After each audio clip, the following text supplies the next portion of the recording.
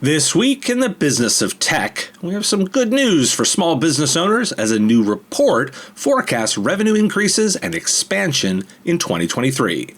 On the data protection front, new laws are set to come into effect, and password manager LastPass has come under criticism for its lack of transparency in response to a recent data breach. The Ohio Supreme Court has ruled that software damage from ransomware is not covered by property insurance, and a new survey shows that IT professional salaries are on the rise.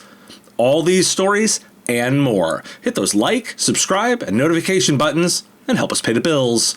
And here are this week's stories.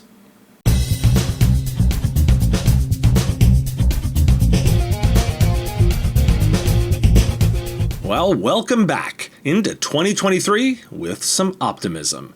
66% of small business operators are forecasting revenue increases in 2023, according to Bank of America's National 2022 Women and Minority Business Owners Spotlight Report. More than half of the entrepreneurs said they have plans to expand their businesses, an increase from 37% over spring 2022. Inflation was the primary concern among small business operators at 75%, followed by commodities pricing at 69% and concerns over the threat of recession at 67%. 66% of business owners were uneasy about the nation's political environment, and 65% were keeping a watchful eye on interest rates. An overwhelming number of entrepreneurs, at 80%, remain concerned about critical supply chain delays caused by the pandemic, and while 38% said they plan to increase hiring in 2023, which is a 7-year high, labor shortage problems also contributed to small business owners' unease. Combine that with a survey from Red Hat, and there's not much change to IT priorities. Security remains the top IT funding priority across all regions and industries, with 44% of respondents calling it a top 3 funding priority, a total 8 points higher than cloud infrastructure. The top priorities were network security, 40%, and cloud security, 38%.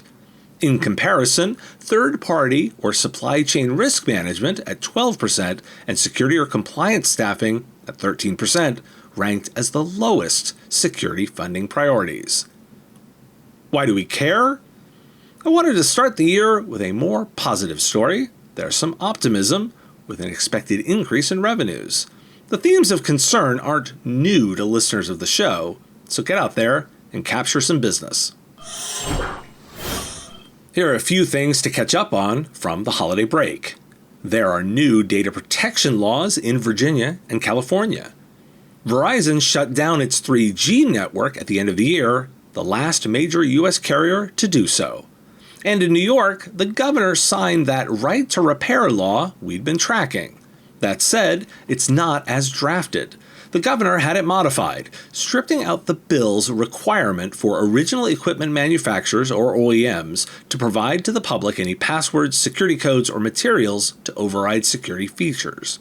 OEMs will also be able to bundle assemblies of parts instead of just specific components needed for a DIY repair if, quote, the risk of improper installation heightens the risk of injury. The rules will only apply to devices built initially and used or sold in New York for the first time after July 1st. There's also an exemption for digital products that are the subject of business-to-business or business-to-government sales and that otherwise are not offered for sale by retailers. Why do we care? Well, I'm catching up too, and it's that last one I wanted to dwell on. Critics say the changes weaken the law. Well, I'm glad it passed, and I expect case law to work itself out here. Customers have an avenue to challenge, and that's what we care about. I don't expect this to be the last, and we'll see a trend this year. And the big one, deserving of its segment, is LastPass. While the show was away, LastPass further commented on the breach from August. Hackers have user password vaults. The company insists that login information is secure, encrypted, and behind the master password. Security experts are critical of this assessment. Security researcher Vladimir Pliant, a security researcher known for helping originally develop AdBlock Pro, released a lengthy blog breaking down his criticisms, particularly how the company is discussing the incident and how transparent they are. Why do we care? Well, bias first, I'm a customer of LastPass. I will leave the technical analysis for security professionals. I've included the links to articles for you to explore. What I care about is the apparent need for more transparency. When it comes to a security issue, that's problematic and it damages trust. Service providers should take heed. Crisis management is simple. Overcorrect, overcommunicate, and be proactive. Anything less damages trust. And that's what LastPass has done here more than anything. And also one to note from last week, the Defense Policy Bill was signed, which funded the federal government and included specific money for Hunt Forward missions. Since 2018, the Digital Warfighting Unit has deployed such teams as part of its persistent engagement strategy 38 times to 21 foreign countries, which uncovered malware and other vulnerabilities over 60 networks. The bill states that if the president determines an active, systemic, and ongoing campaign of attacks in cyberspace by a foreign power against the U.S. government or the country's critical infrastructure, Cybercom can conduct offensive operations in response with presidential approval. The bipartisan bill creates an Assistant Secretary of Cyber Policy at the Pentagon, a move the administration previously objected to. It also codifies the State Department's new Cybersecurity Bureau, helmed by the country's first cyber ambassador. And while we're covering Fed moves, the National Telecommunications and Information Administration announced that it has now awarded preliminary grants for its $45 billion Internet for All program to all 50 states, following the delivery of $6 million to Massachusetts. Every state is guaranteed at least $100 million for broadband expansion once the full awards are given, with many states expected to receive several times that amount. Why do we care? Well, with the new year, the U.S. has codified the State Department's Cyber Bureau, included new military options for cyber, and given out all the allocated funds for broadband. That feels like the end of the beginning for several stories. I'm not predicting a drop in ransomware activity or cybercrime overall. However, there are more consequences for countries involved in cyber activities. PCMatic, endpoint security built on a zero-trust default deny foundation. Finally, a lightweight, simple to deploy, and easy to manage approach to application allow listing. It's the perfect complement to your current security stack. No minimums and no annual contracts. Find out more by visiting PCMatic.com/MSP today. The Ohio Supreme Court Tuesday unanimously overruled the Ohio 2nd District Court of Appeals judgment. It moved that there must be direct physical loss or physical damage in the company's computer software for insurance policy coverage. Let's pull from Jurist. In the 3-year court proceedings between the Greater Dayton medical billing software maker EMOI and its insurance service provider Lansing, Michigan-based Owners Insurance Company, the latter asserted that the insurance contract unambiguously stated only direct physical loss or direct physical damage to media would be covered under the insurance policy. The court, in its final ruling, gave the rationale that a computer might have physical, electronic components that are tangible in nature, but the information stored there has no physical presence. Thus, a ransomware attack on the company's software has no coverage under the company's insurance policy. The judgment against EMOI concludes that a software developer can't use its property insurance to cover losses. Why do we care? So, property insurance doesn't cover ransomware. That's why we care. Insurance companies will be defending to ensure payouts are limited as much as possible. While I'm no lawyer, it's easy enough to see the general implications here. I wanted to revisit the chaos of the Christmas holidays. In case you missed it, weather disrupted travel for many, but for particularly Southwest Airlines. While the other airlines recovered, Southwest did not, and a significant portion of the issues were outdated technology in their logistics and scheduling systems, which became overwhelming due to all the changes. At one point, Southwest accounted for about 87% of one day's flight cancellations by domestic airlines and about 98% of the next day. Why do we care? Digital transformation, that's why. Invest or perish. Let's cite some specific IDC predictions made just at the same time. By 2025, to ensure data and workflow integration spanning distributed clouds and edge environments, 50% of enterprises will deploy multi-cloud networking, bringing consistency and simplicity to NetOps.